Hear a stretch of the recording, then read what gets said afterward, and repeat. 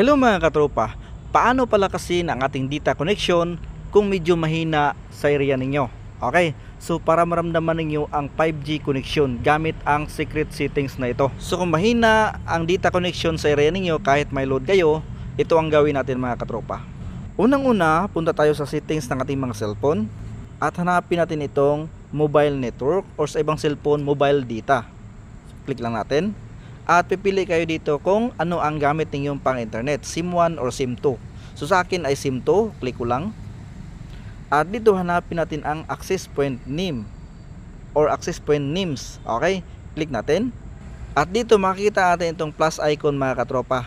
So sa ibang cellphone makikita natin dito sa baba ay add EPN. Okay, add EPN or makikita natin itong plus icon. So click lang natin. At dito mga katropa sa pinakataas itong name, meron tayong ilalagay. Okay? So i-click lang natin. Ang ilagay natin dito mga katropa sa name ay Internet 5G. Pero depende na sa inyo kung anong ilagay ninyo diyan. Pwede naman Internet 5G, pwede rin gumawa kayo ng sarili ninyong pangalan. So dito mga katropa sa EPN, click natin. Dito ang pinaka-importante mga katropa. Ang ilagay natin dito ay big letter G google.com. Okay? google.com ang ilagay natin dito mga katropa. Big letter ang G. Okay? At scroll down lang natin. Proxy not set, port not set, username not set, password not set. Dito tayo sa server.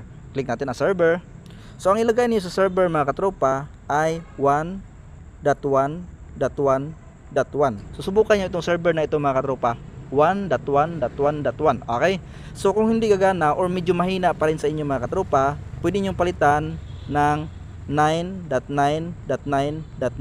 Pipili na lang kayo sa dalawang server mga katropa kung saan ang mas malakas sa area ninyo. So scroll down lang tayo mga katropa. Dito tayo sa EPN type. Okay? EPN type, click natin. So ilagay natin dito mga katropa ay default. Default lang ang EPN type. Okay? So dito tayo sa EPN protocol. Ang ilagay natin dito mga katropa ay IPv4. Tapos EPN roaming protocol. Click natin. IPv4, IPv6. Ito ang pipiliin natin mga katropa. So scroll down. Dito tayo sa bearer. Click natin ang bearer. At ilagay natin sa not specified or sa ibang cellphone unspecified. Okay. Tapos back natin. So ngayon mga katropa, i-click natin itong done. Pagkatapos, click itong done or sa ibang cellphone save. So ngayon mga katropa, meron tayong bagong EPN. Okay. Ito ang Internet 5G. So i-transfer natin dito mga katropa. Ito ang pindutin natin. So kapag na-transfer na dito sa bago natin ginawa na EPN, so back na tayo mga katropa. So ngayon mga katropa, back na tayo. At ngayon, subukan natin mag airplane mode. Kahit mga 2 seconds lang, airplane mode. Pagkatapos, i-off ang airplane mode.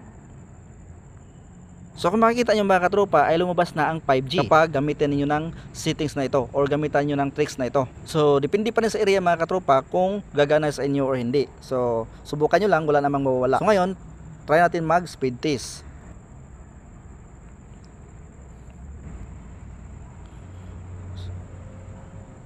So yun mga katropa, kung makikita nyo, malakas na ang ating data connection or malakas na ang ating internet connection kahit mahina dito sa area natin.